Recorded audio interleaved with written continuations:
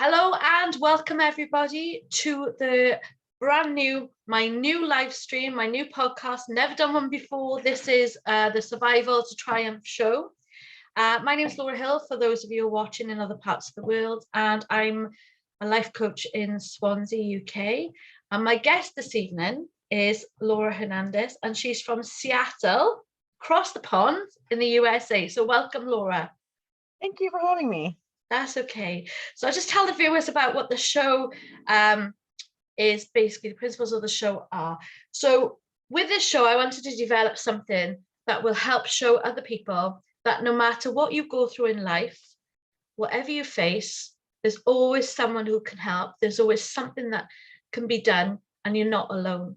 And each week I'll have different guests on talking about different things, and hopefully maybe you'll find inspiration from it. Who knows, but hopefully you will. So this week we've got Laura, who's talking about life after addiction. So do you want to tell us a little bit about the start of your journey before you got addicted, and then we'll move on then. So I'll leave it over to you, Laura. Sure. Thank you for the opportunity, Laura. That's good work that you're doing. Especially during the pandemic, I'm finding that people are bringing more and more of this to light, as it's not such a taboo subject anymore. It's not a dirty word anymore. We need to help each other out. And I really appreciate you. First of all, I want to say that it means a lot. So, I grew up in an abusive household. My parents were alcoholic. It wasn't all terrible, right? Like, we had money. We were a medium affluent family. Kind of just, that's how I grew up in the 80s and 90s. And I moved out when I was 16, and I wasn't really shown or taught anything other than what I was grown up to see. So when I branched out on my own, because I wanted to better myself and take care of my little sisters, I didn't really have a good structure, a good family structure that I could follow. So I had to make my own model. Fast forward to when I was 19 and I got rear-ended in a car accident. And that's what set me on that spiral with, that was when Oxy was really big on the pharmaceutical front with they were just pushing Oxycontin. And I was 19. I went to the emergency room. I trusted my doctor because I was naive and I didn't know. I thought, okay, my doctor's giving me this and I'm in a lot of pain. And I didn't know. You don't know what you don't know. So I didn't set out to get on the party scene and then just continue that party. That wasn't my beginning of that addiction journey. And it just spiraled out of control after that. So I didn't know I was addicted until I didn't have my prescription filled. I didn't know what addiction was other than alcohol. Right. Yes. So I found out the hard way. Just to ask you a question, for those that don't know, we might have different drug names in the UK. So Oxycontin, is that some kind of is it like a codeine thing, or is it morphine, or is, because I know we have Oromorph here. What's in it? Do we know? So if your audience wants to look, Hulu actually came up with a very powerful, award-winning, at least it's an award-nominated series called Dope Sick, and it's blowing, it's just shedding light on the Oxycontin epidemic here, and at least in this country. But it's like 100 times more powerful and potent than morphine. Yeah. Wow. Yeah. And morphine's really strong, because I've had it's a class 1 narcotic. Wow. It's intense and it's no joke. And I think that they banned it in this country. I think you can still get it, but they had to change the labeling, they changed the coding. Anyway, if you guys check out Dope Sick, an incredibly powerful story about just people like me and how normal people get addicted unknowingly on narcotics. It's really, really common, Laura. I won't mention names, but I do know somebody who developed a painkiller addiction. I wasn't in their life at the time, but I do know from third parties and sadly they did end their life. They took their own life on their journey. And it, like you say, you know, you trust your doctors, you know, the medics and everything, Yeah. and you don't expect to become addicted to a painkiller. So you had this accident, you realized that, you know, when you couldn't get your prescription, you needed it. So what did that feel like for you? What was that feeling? Were you agitated or? Oh, wow, we're going back. Okay. It's physically painful. Okay. And the whole point of the painkiller is to kill the pain. So you do anything to find that immediate pain relief, right? Mm-hmm. So you start asking around. Right, okay. So when you say start asking about, are you looking then for other substances that are well-known pain relievers? So for example, what's coming into my head now, sorry, not my hand, is something like cannabis, marijuana. That's a known pain relief. And lots of elderly people do take that for arthritis, don't they? So was it something like that you were looking for then, or? No, so this was back in the 90s.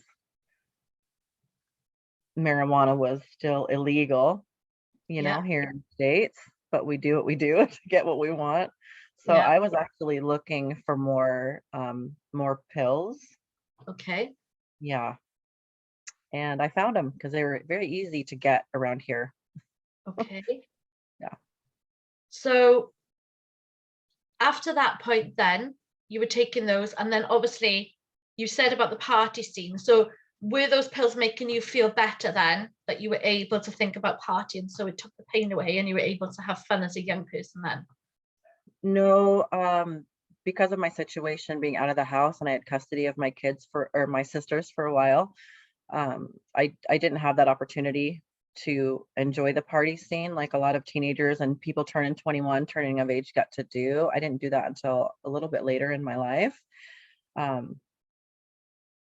That never really interested me as Okay. far as the drug scene plus the party scene. Sure, I've done, I've gone to raves and done all the things, but that wasn't my scope of interest at the time. I just wanted to not go through the withdrawals. Right. Yes, that's something we forget, isn't it? If you're never experienced that. Yes. So do you want to explain to people that, I mean, some people are aware, I mean, I know in the UK we use the phrase cold turkey or the shakes or coming off. So do you want to just explain what that is? Because there might be somebody out there who doesn't know what that is and would just think, oh, if you're addicted, we'll just stop. So if you explain what that feels like, physiologically, physically.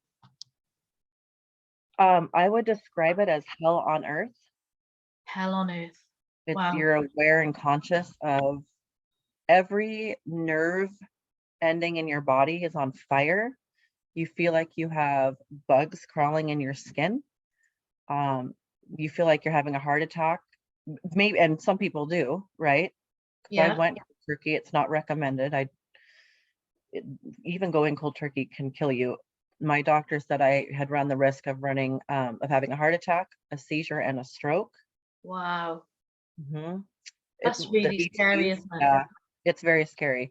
And there's nothing you can do about it. And it lasts for a very long time. You can't sleep. You're sweaty.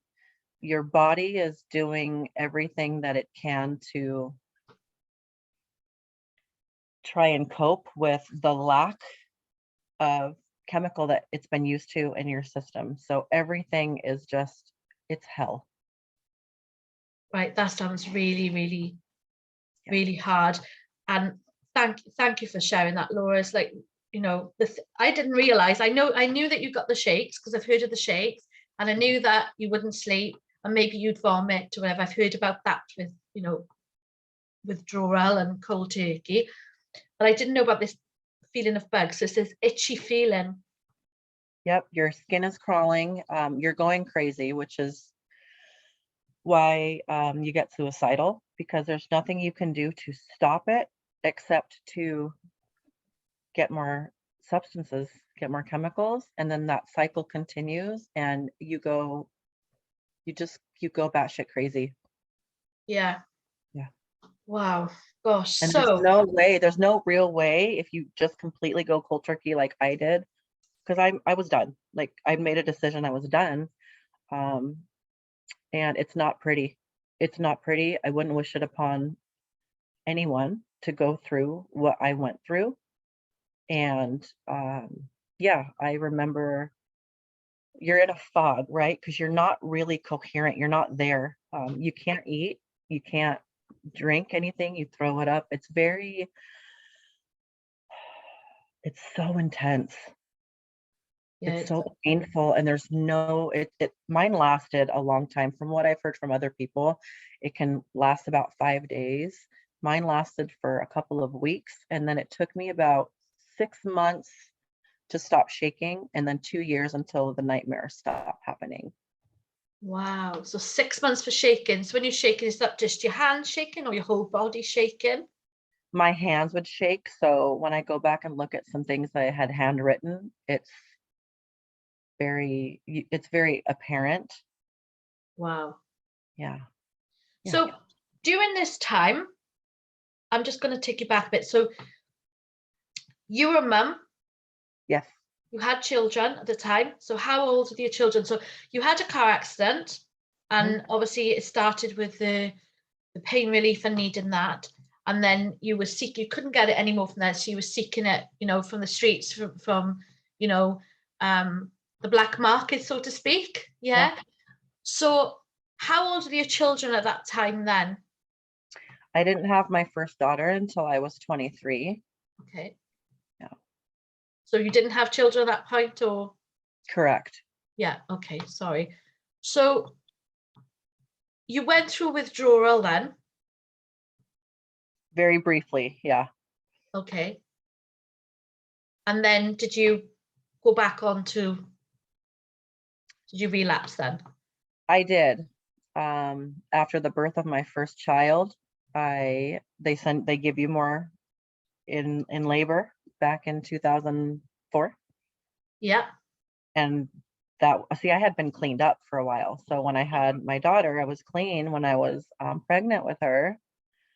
And back in the going in labor, they give you all the stuff because my heart was failing. Wow. I didn't notice at the time because I was so in love with having her. I didn't know, and they wouldn't let me see the monitors and all the statistics, but my blood pressure was like 4 times what it should have been. It was like 220 over 170. It was outrageous.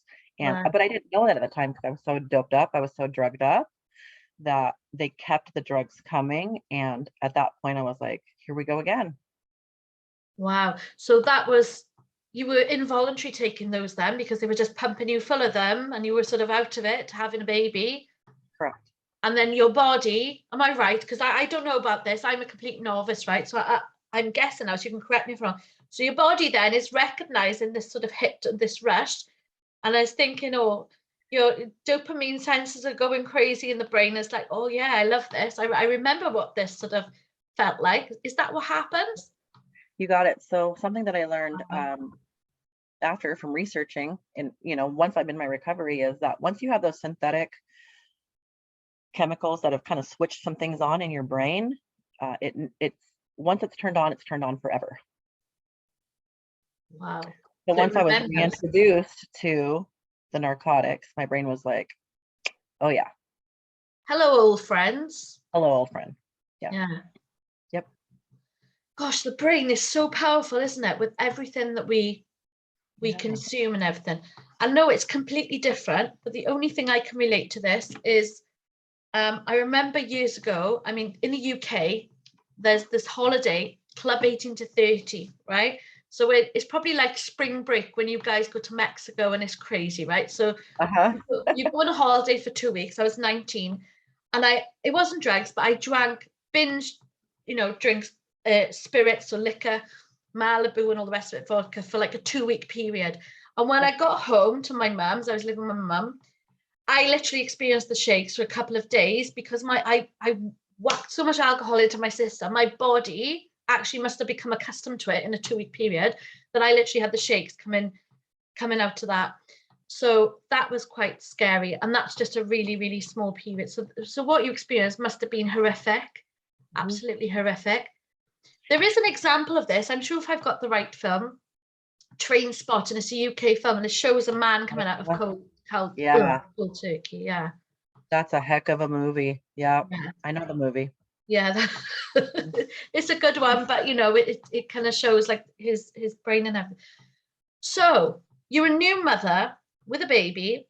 You've been clean for a while. You went through all that, on your own as well, which is super dangerous because, as you said, you could actually die from, because for anybody who has got an issue with addiction and substance misuse, alcohol misuse, you shouldn't just stop. We must say that, right? It's really dangerous, isn't it, Laura? You should seek help for that. And we'll provide some advice at the end for anybody who's going through that. So you're a new mum with all the stresses of a new baby, all the joy and the stress and the tiredness and the pain, because you are in pain afterwards. Mm-hmm. How are you functioning then? What's the next step in your story? What happened then? They gave me prescription for Percocet. Okay. Still a narcotic, still a pain reliever, still addictive. And I was on those for years. Okay. So that's a pain relief narcotic. Correct. I really wish I knew the same one in the UK what it is, because we have like paracetamol and codeine and all the rest of it.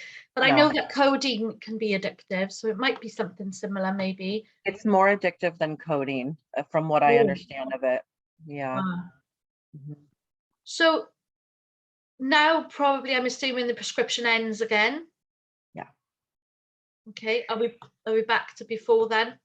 You go to doctor and you become, resourceful, and you learn to lie, and you do what you have to do. And I did what I had to do. Yeah. Wow, it's really brave of you speaking out, Laura. I do appreciate this, because it's a personal story. It's very private. We're doing it on my Facebook wall. I think I've got on my news feed, I've got friends. I've got about 900 friends. I don't know how many's watching because I'm not on there right now, but I'm sure some of them are. And it's you're really exposing yourself. So I do appreciate that. It is nerve-wracking. And you're doing amazing, by the way. Oh, thank you, Laura. There's so much shame and guilt that comes along with this affliction. Yes. Right. I would like to say that January 28th, I'll be 9 years free. Wow. Well done. Thank you. But we have a saying in the groups, in AA and NA and Alcoholics Anonymous and all that stuff, that you're always only 18 inches away from relapse. And they say 18 inches because it's the length of your arm, give or take. Wow. So, there was so much guilt and shame, and I'm not going to lie to you. Of course, I still feel those things. I lost custody of my daughters. Wow. So I know you when we had our little chat back in, I think it was September. Yeah, it's a while ago. Prior to this, I remember you telling me that. So I assume social services got involved for this. So how did they know then? Who reported you? What happened? Was it a doctor? What happened? Yeah, so it was their dad. Okay. Yeah. So you were separated at this point? We were, yes. Yeah, and then he was obviously worried, because naturally you would worry if you noticed that, Sure. I've been in 2 relationships where alcohol has affected the other person and it's been detrimental. So I do understand on the other side of it as well, and how that can be worrying. And for anyone who's in a relationship with somebody, who is misusing drugs or alcohol, it isn't easy. Yeah. But it's not easy for the person who is using either. So let's have a think. So he reported you to social services, and then they come out and assess you then, I assume, seem like over here. They were supposed to. I'm still waiting for them to do that. Oh, so they removed your children without assessing or anything? Correct. Wow. They took them from the school. Well, without assessing you. Correct. Gosh, I'm so The sorry about assess that. there was an assessment that came, later, but since this was a long time, this was over 10 years ago, so the laws here have changed dramatically since then. Um, and whether I knew the laws or the rules at the time, I was in no position financially or mentally or emotionally, right, Isn't it? to do anything much about it. And the thing that breaks my heart, and this is why I'm not ashamed and to talk about it anymore, because no one offered to help me. There was no help back then. This was even before there were Suboxone clinics and methadone clinics. This was right before the beginning of that. Um, you know, That they is just, so yeah, awful. And again, thank you for sharing, because this is really, really personal. It's your children, it's your heartstrings, isn't it? So, if you do feel emotional and you want me to stop, just tell me, like, we'll move on to something else. It's absolutely fine. okay, You know, but I know in Swansea, because my day job is in domestic abuse, and I know that for social services to remove a child, there is a set procedure, and it's really stringent and really difficult. That would never happen in the UK, where you could just go and to school and take somebody's child without, like, they would be put on the child protection register, and there would be opportunities for the mum to seek help from different places, and the school would be involved, and the drug and alcohol agency would be involved, and maybe probation would be involved, and they'd all sort of have a round table with the mum and with the dad, and they'd have like a discussion, and then they'd set goals. Right, this is what you need to do. Right, this might happen now. The children will go and live with dad for a bit, or foster, but if you do this and implement this, then we'll review it in 6 weeks, and then we'll see where you are. And it's sort of like really, really difficult for social services here to remove for children. But yeah, then the other side of that is when children are in extreme danger, it is quite difficult, and there is controversy surrounding that. But sure. that Laura, that I'm a mum myself, and I can't even imagine what that was like. So It how did long? happen, a little bit of that happened, but it was later, like you know, it's that old shoot first, ask questions later. That's what happened in my case in Washington State. We did have half of that you mentioned about, getting a social worker, and then we kind of talked about things. Um, but it wasn't full circle. No, Yeah. that is absolutely. Well, I'll say it. That's absolutely disgusting, and I really feel for you there. So, with your children, where did they end up then? Where did they go? Did they go and live with dad? They lived with family, yes. Yeah, that's good, because sometimes Yeah. children have to And go. then he had his own issues, Yeah. so they stayed with family. Okay. Yeah. And how long were they separated from you for? Forever. They've been, wow. Yeah. I see them all the time. They're grown now. I see them all the time, and we're in each other's lives again. They never lived with me again. Wow. Yeah. That is But I've had two other children since that are here, and they don't see that side of mommy. They've never seen that mommy, yeah. you know. So yeah. So after your children moved then, what happened then for you to become clean again? Because obviously you were clean, and then you relapsed, and then your children moved. What was that, the shock then to become clean, or was it afterwards? So I never wanted this life. I always wanted help. I always tried to find help and get help. I wasn't enjoying this lifestyle. I never enjoyed the lifestyle at all. I like to say that because a lot of people may look at us and they're like, "Oh, well, you must have loved it more than your kids." That isn't the case at all. Most people I talk to, well, that's not the case. Um, so what happened is I went down into a worse spiral, and Yeah. it got even worse and worse and worse. And there are months of my life I don't remember. Months of my life I don't remember, from numbing and just hoping this will be the one I don't wake up. but I always woke up, you know, and then it took me, you know, they say you're just not ready until you're ready. Yeah. And one day I was ready and I hopped on a bus and I went to almost crawling on my hands and knees because the withdrawals were so bad from the bus stop.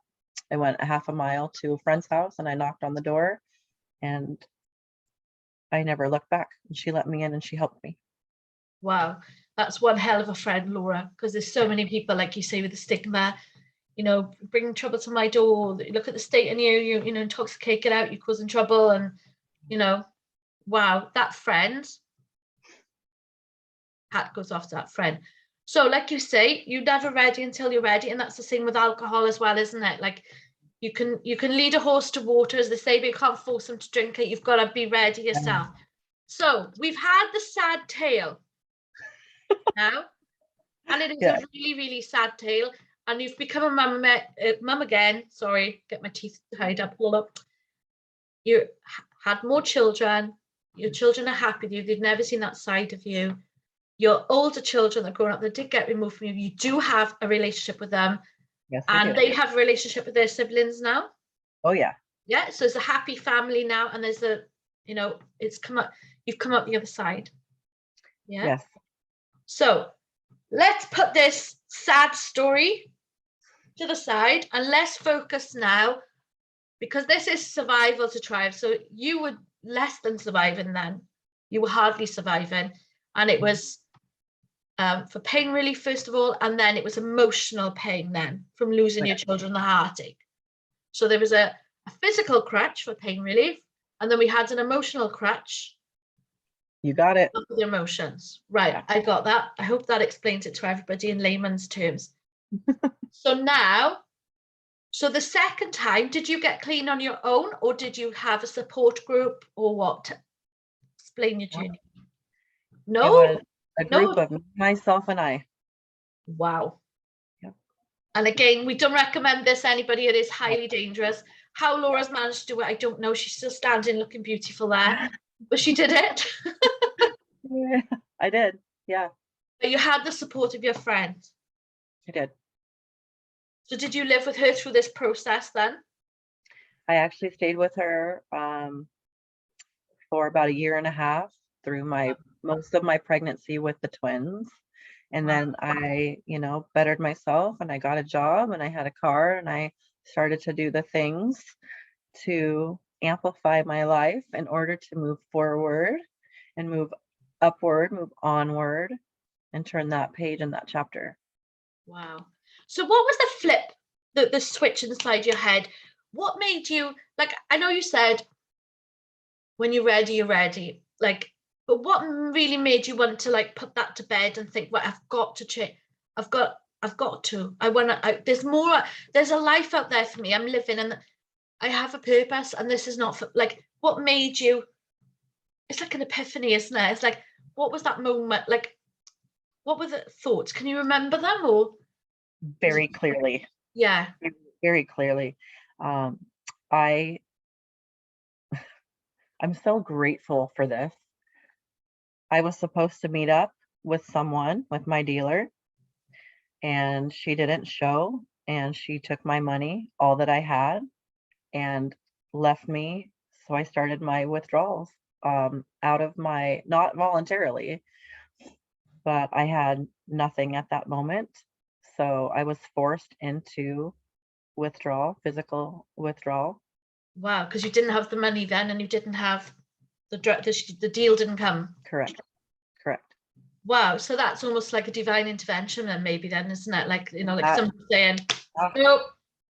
And that's exactly what I was going to touch upon next, is that what happened and what happens, it's very common in those of us that recover this way, cold turkey. And again, I don't want to promote this. Please do not do this. This can kill you. This can be very more deadly than the drugs themselves. Yeah, do not do it. Disclaimer. Don't do it. Get help. Don't do help. that. There is help available. what happened for me is about day 3 of me going into the delirium is I had a major spiritual awakening.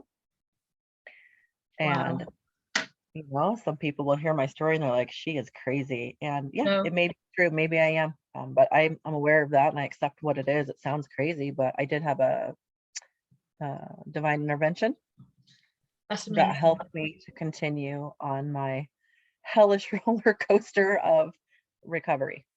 Yeah. That is amazing. And do you know what? I've heard this before. I did go to church a few times before. I stopped going now, but I'm more spiritual than religious, but I do have elements of religion. Sure. But I know that there's quite a few people that did get help from the Lord. Yep. And I know, if I'm correct, the 12-step program that we have in the UK, I don't know if it's the same in the USA, It's the it's same. very sort of religious based and it helps thousands and thousands of people. So ours is kind of a lot of people will be off-putting by the God connotation to it. So Yeah, it's God as we understand it. Source energy, higher power, spirit, whatever you call that, whether yeah, you believe or not, is kind of how the 12-step program works. But a lot of people I've seen people just leave or not even come because they're like, oh God, I'm off. I'm done. Nope. yeah. It's like, They're frightened by the okay. word God. So there's that, resistance there, unfortunately. Yeah. Yeah. But it is a program that works for people. And I know people in my life, like some close friends along the way, and there's been acquaintances as well who have done that, and it's really helped them. Sure.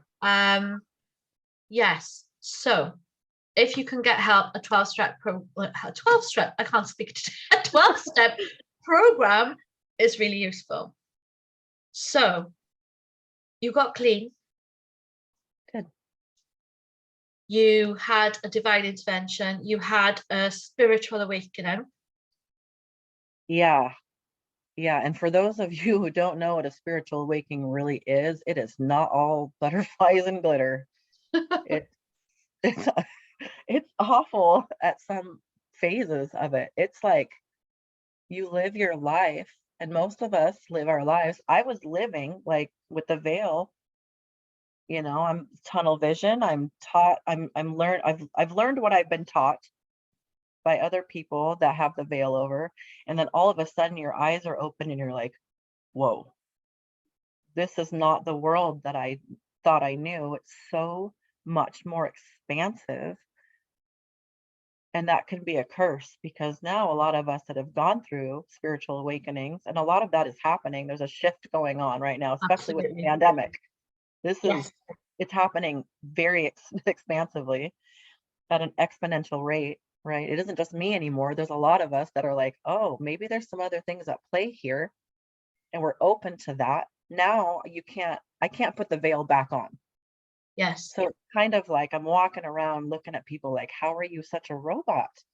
But I was that robot. I was that person I due can to relate. I can relate to that as life. well. Yeah. I've had a spiritual awakening, and mine.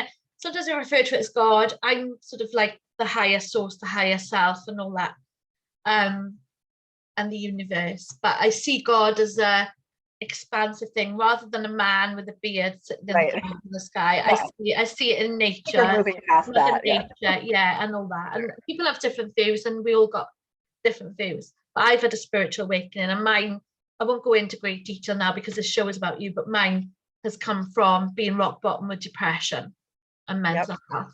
And I think you've got to hit absolute rock bottom where you can't go anywhere else before something comes along and it's like, shh. And I'm so thankful for my rock bottom. At the time, of course not. At the time, it's everything. It's horrible. It's horrible. There's not even a word for rock bottom, but we call it rock bottom. But until you experience it and you're able to get up from that, looking back, I'm grateful that it happened. That was my story. That's part of my story, and that was supposed to happen to me, for me. And it's funny because I grew up in that environment, in that household where I'll never, alcohol is a different beast. Yeah. In my opinion, just because of what I've seen and what I've known, I've had issues with alcohol too. But when I grew up with that, seeing my parents, I'll never do that, you know? But then Yeah. here we are, life happens. I get hit in a car accident, Yeah. and here we are doing the things I said I would never do. And it's easy for people that don't understand, that don't have an addiction or haven't seen someone struggle with that side of life, to point the finger and shake, oh, well, this, that, and the other thing. You don't know what the chemical does to your brain. There's a physical reaction that you are not in control of. Yeah. Yeah. It's in psychology, I touched on it when I did my degree, but they classed addiction as more of an illness, like a mental illness, like with any other type of. That's what they were trying to. As I was leaving, I graduated in 2017, but they were shifting towards that aspect then of the percent of treating it like someone with a mental illness to get help, that person cannot. Yes, they've taken the drugs, and some people have gone into party mode, and some people have, they've tried heroin even though they know what heroin does, one hit and you're addicted, and they know all that.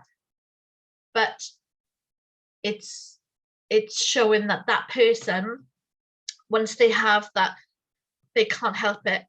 Yeah. And the only thing I can relate it to, and it might not even be anything, right? I'm overweight, I'm chubby, I've gone on diets, I've tried but I wouldn't say I had an addiction to food, but it's like something I enjoy and I don't want to give it up, and it makes me feel good. I enjoy my crisps, so I do have a glass of wine and I do enjoy that. So it's like, it could even be something as simple as that for people, but when they're doing it for pleasure, because it's got you have the dopamine receptors in the brain, which is the happy hormone. Sure. Your rush is like when you go to the gym, people feel good. Well, you can have that dopamine rush from other things. Yes, addiction can show in many forms. You can be addicted to gambling, addicted to sex, addicted to church, addicted to, it's not just alcohol and drugs. Absolutely. Addicted to our phones. Hi. That's my new addiction to technology. That can rear its ugly head in many different forms. It's not just the stigma of drugs and alcohol. And the really crazy thing here is that all of these things are legal to an extent. Yeah. How many times do you turn on your TV and alcohol is everywhere? Yeah, absolutely. Marketing, it's money, it's a big booming business. Oh, absolutely. Why wouldn't it be? It takes control of a human person and you control them. So it's, so interesting. Yeah. So I want to move you back on now to your tale of triumph. So you got clean, you got a job, you got a car. You had twins? I do. Yeah. So are they a boy and a girl? I have 4 girls, all girls. Oh, so the older ones are girls, right? 4 girls, right? Yeah. Okay. Yeah. And how old are they all now? One will be 18 next month, one will be 16 in the summertime, and the twins will be 8 in March. Wow. I bet they really look up to their older sisters. Oh, you better believe they do. Yeah. They do. That's lovely. That's really lovely. So what happened then? So you got clean and you rebuilt your relationship with your girls, your older girls. Yeah. And then that's still a work in progress. But what happens? See, I'm fascinated and I'm passionate about how the brain works because of the spiritual awakening and the substance and all the chemicals. Like, I just had to learn about things. And what I came to find, and this kind of made me a little bit mad, there isn't as much out there, or there wasn't 10 years ago, about substance abuse. I don't know if they weren't studying it quite as much. I know drugs have come on the market that have changed. So I learned everything I could about why is someone like me addicted to something like that. So I started diving in, I learned everything that I could. And what I found was, I got a little off topic. Sorry, I have squirrel brain right now. No, that's okay. So you looked into the psychology behind it. Because you wanted to understand yourself. Yeah. You wanted to see, like, how does this happen? Like, how did that happen to me? Maybe I got physically addicted to it because of the result of a car accident, but why I stayed in it is what I started learning. Because they don't teach you when you go to detox. And this is what makes me so mad. They don't teach you about how to not relapse. They give you a pill, they give you a bed, you've got 5 days, they monitor your heart rate so you don't have a heart attack, they give you, pump you more full of stuff so you can sleep, and then they send you on your way. That's where it ends here. Wow. Okay. And then you're left to it. So So what did I'm you like, discover? how can I not relapse? And that's when I started doing the work to find out why I was staying addicted. Right after the physical stuff is gone and I start living my life and I have a home now, right, and I have a job, and I'm doing all the things, there was still something missing. So I started researching and I found all the external things that I was looking for ingesting into my body had to do with, it wasn't helping because it was inside of me. They don't tell you this stuff. Yeah, that's bad, isn't it? Why don't they tell people then? I don't know if everybody knows. That's Maybe why they I'm out here doing this now, because nobody told me. And when I was researching it, I didn't find anything about it. All I found was why we're physically addicted, but it didn't tell you the whole scope of it. Right? so interesting, isn't it? Yeah.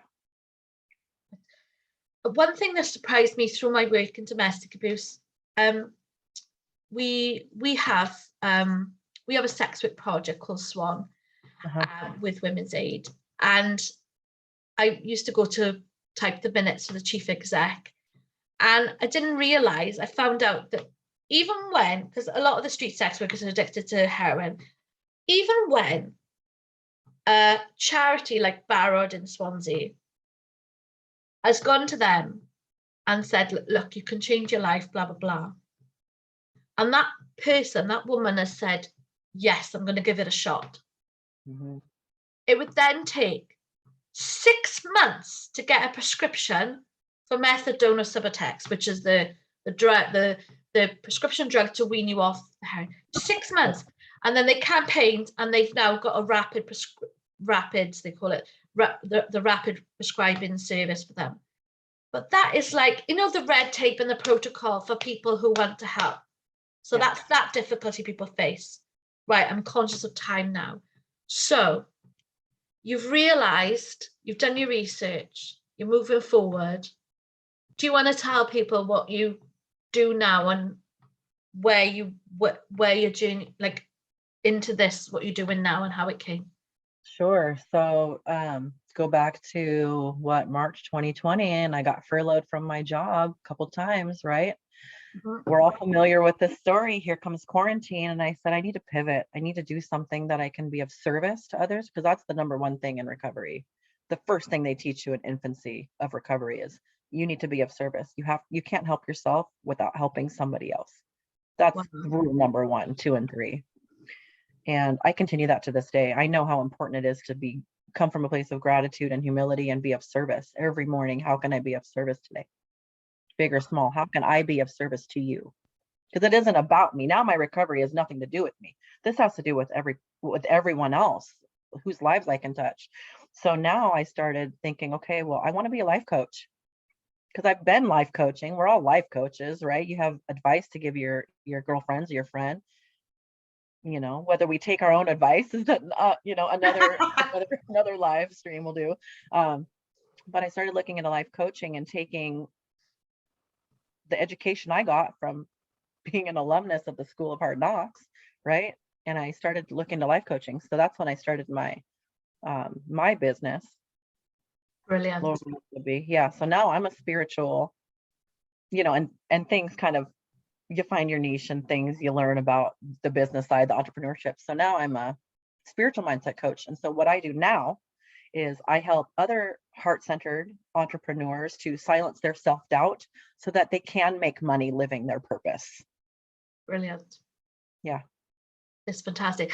And for the people watching, the listeners, this is how Laura and I ran into each other, because we were on a American business coaching program, like a mentor for us, because I started my business, which I'm building up alongside my full-time job. So that's where we met, and then I wanted to do this, and we spoke to you, and we kind of started at the same time, we were 2 Lauras in one group, and we're like, oh, Laura as well. So we had a little connection with the name. So that's how this happened. But yeah, so Laura is doing absolutely amazing. So she's helping female entrepreneurs to, who are spiritual, who like you and I want to help people. And it is so true with the life coaching, and it is different to counseling. So do you want to tell people, because I don't even think many people understand what it is that I'm trying to do either. Like, what is the difference between a life coach and a counselor? So as I understand it, a counselor, at least here in the States, you have to have a medical license to practice and to be able to give either prescriptions or medical advice. So as a life coach, what I do is I ask the questions that get my client thinking, because really you already have the answer. I always had the answers. I just didn't know. I wasn't getting asked and probed. That part of my brain and doing the inner work wasn't getting activated internally or externally. So that's what I do now is I say, okay, let's figure out whatever you're going through. And it's usually like, money, hot topic, right? Yeah. So instead of the money, let's see what's really going on. So we pull back the layers and we ask a lot of questions to get you to have that epiphany or that light bulb moment where my client's like, oh, of course, yes, this did happen when I was a kid. That makes sense because blah, blah, blah. Yeah. And there's like this kind of like we reverse engineer where we're at now. It's always because of something that's already happened or hasn't happened. Absolutely. So we change our perspective, and it's so cool. It's so rewarding, more for me than my clients half the time, because I love that I can see that, I'm okay, cool. So that's what we do as a life coach. Yeah. We either experienced it, so I know how to pull it out of you to get you to experience that same transformation, that end result, to kind of give you that magic solution to heal your pain point. Absolutely. And it's very similar here. So in the UK, we don't have to have a medical license to be a counsellor, but people generally have to do various diplomas, about 5-7 years. And some of them can be done in 4 or 5. It's usually like a degree, then a master's, Right. or like a diploma. But there's no actual law on who's a counsellor or not, but there are accreditations. Anyway, but my difference is my friend's a counsellor, and with counsellors, they have to give all the autonomy to the person. What I mean by that is they have to make that person realize and think of the change they want to make themselves. Whereas a life coach can kind of probe you more, and also maybe offer, well, I do it, like offer suggestions, say, how would you feel? Would you try this? And then it's up to them if they say yes or no, but a counsellor can't really guide people too much. They've got to it's more sort of letting them speak, listen, and letting them have the autonomy to figure out. But with life coach, we can hold you accountable, isn't it? We can say, right, what do you feel you can do as go? And we push people gently, we hold them accountable, and we hold their hands through. Now, my life coaching is different. Laura deals with entrepreneurs. Mine is positive psychology based, and my interest is trauma. And then I want to help people close the doors to trauma, hold it in a safe space, wrap it up, put it to bed, and then focus on confidence building, positive psychology, and then introduce the law of attraction, which is a very positive, like you, with the gratitude and everything. It's all that type of thing. So it's very heart-centered, like your way of thinking, absolutely being connected to source, God, universe. It's very much that as well. So life coaching is a fantastic, I think, a fantastic thing for people to have. And it's very, very popular in the States. The UK is a little bit behind, as we always are. But life coaching here is growing at an exponential rate. And I just want to say, I've had therapists and counselors too that I really loved and got a lot from. But there is something more like having life experience than learning from something in like a college setting, than the book work. Having to work with someone that's lived that, so you can kind of get both sides there. So coaching here is huge, and it's not slowing down anytime soon in the foreseeable future. That's brilliant. That's really, really good. my brain is ticking away. So first of all, I'm thinking that we need to get your, I'm wondering if I can do it now whilst we're live on Facebook. If I can put a link to you on there. The only trouble is we can hear our voices. We'll put something up after. Put something up after on my page. Well, because I'm trying to think how I can put your details on here now. And then I looked at it and it's me talking and then it's going to be confusing with. I think you can drop it in the chat, but you can actually go in and afterwards update the description or put it in the comments as well. So you have a few different options. Yeah, we'll do that because I'm completely new to streaming live like this. So bear with me, everybody. It's episode You're 1. doing great. You're doing great. We're going to carry on. I'm going to become the expert. Yeah. I only bought a webcam today because my laptop was really gritty. So I'm a complete newbie to this. So we will get Laura's details on the Facebook live chat. And also I'm going to be uploading this to YouTube. So we will put that in the YouTube section with your details. So if anybody has a connection maybe with what Laura's been through and is maybe starting a business as an entrepreneur, you know, maybe, you know, Laura is there to help. Yes, Laura? Yes. Yeah. So yeah. The other thing I want to do before we go as well. Now, I know in Swansea, for everybody who's in Swansea, if you've got anybody who needs help or support with addiction, I know there's a charity, Barod, B-A-R-O-D, and there's WCAD as well, which is W-C-A-D-A. I think it's the Welsh Centre for Addiction and Dependency. It kind of stands for something like that. And also there's many AA meetings, which if you Google those, they'll be on the internet for you. Now, where you were from, Laura, in Seattle, so when people are looking at this on your Facebook page, do you know of any charities off the top of your head that do are there free programs? Because I know we do the free programs in the UK, or is everything you have to pay privately? Or, you know, I'm not up to date with what's going on because that isn't really part of my life anymore, like directly today. But there, as I understand it, there are probably like Catholic community services. I think that there's a lot of things. When I was trying to get a bed date to get clean and sober, you had to have insurance. Well, you know, the irony of that is I would have had insurance if I would have had a job, you know, so it kind of, they gave me a 9-month bed date and I was like, I'll be dead by then. Never mind. Thanks for nothing. But there are, you guys, I'm just going to look into the camera and talk to your audience.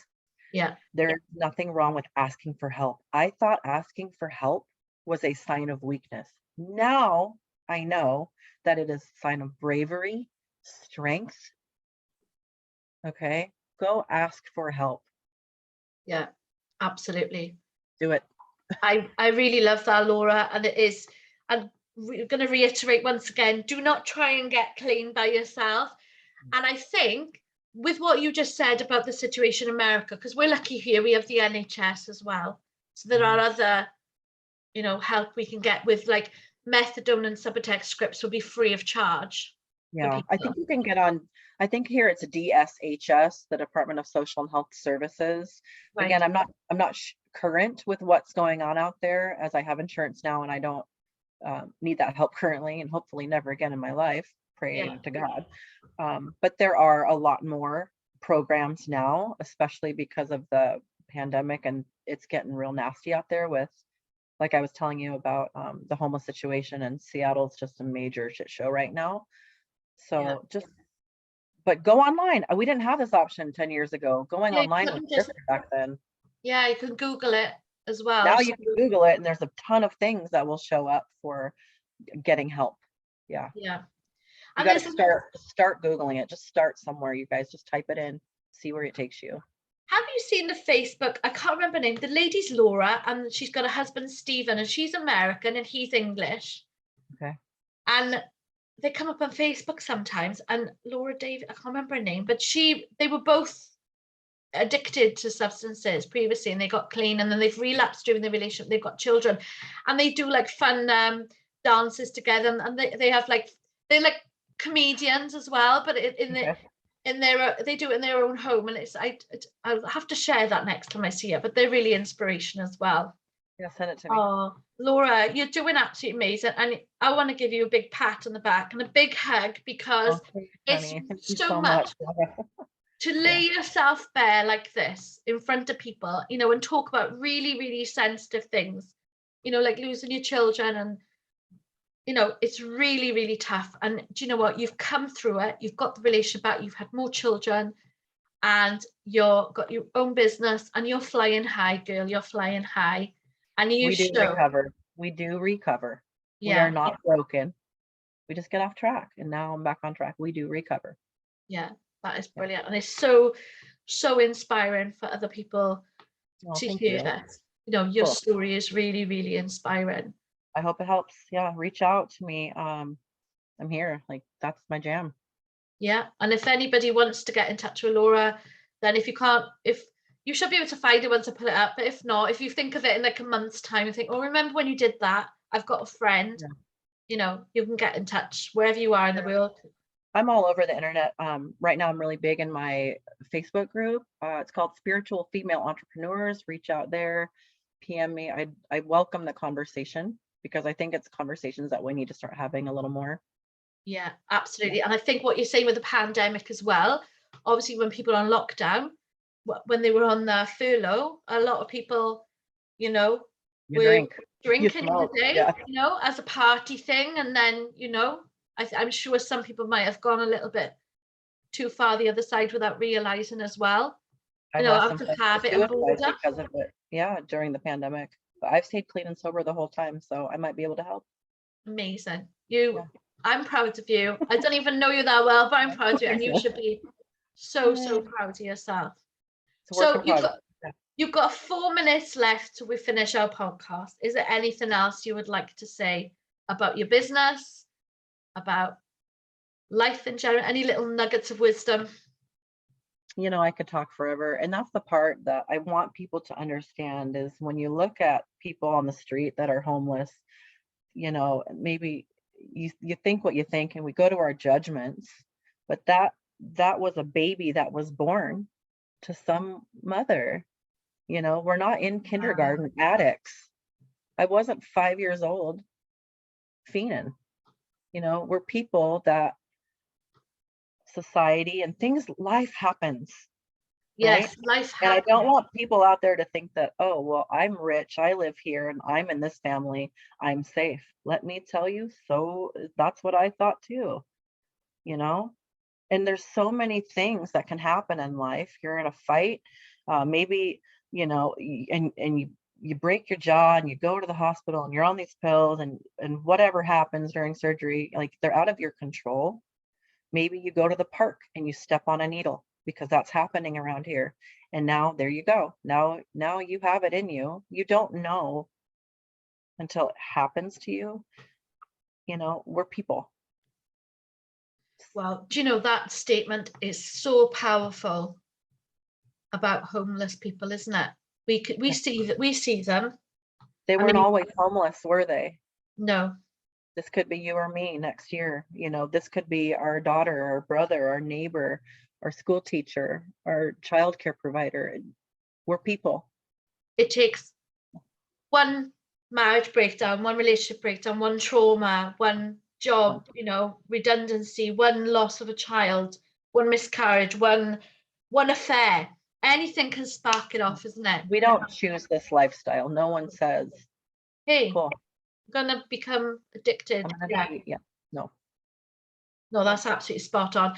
And I think hopefully we'll change the mindset of some people, and, get people thinking, oh yeah, and, we do cross the street sometimes when we see certain people, because we fear them. Sometimes we think we might get mugged or something, and that can happen.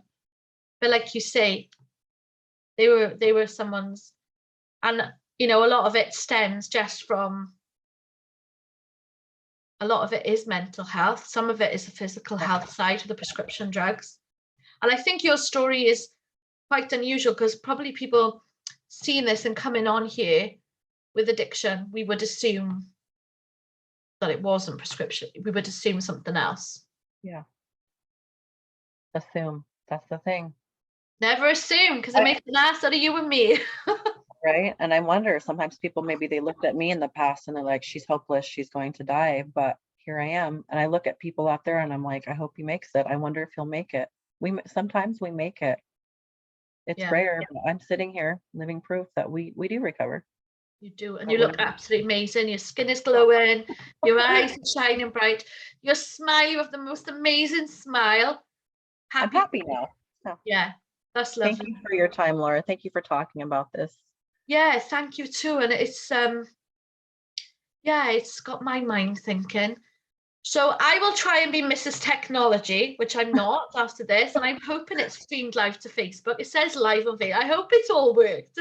But I Yeah. have got a recording if it hasn't. I'm pen and paper girl, since the pandemic, I've had to become more technologically advanced, and it's Right. challenged me. And like today, I've been buying it, my microphone didn't work, and Yeah. yeah, so anyway, but thank you so much. Thank you. I Um, really appreciate this. we shall stay in touch, I think, definitely. Of course. And yeah, I'm gonna press end meeting now. And thank you very much. And Thank that's you. episode 1. It's a wrap. Thank you very much. Yay. All We right, did you guys it. take care. Take care of yourself. Yeah, take care. Bye-bye. Bye. Bye-bye.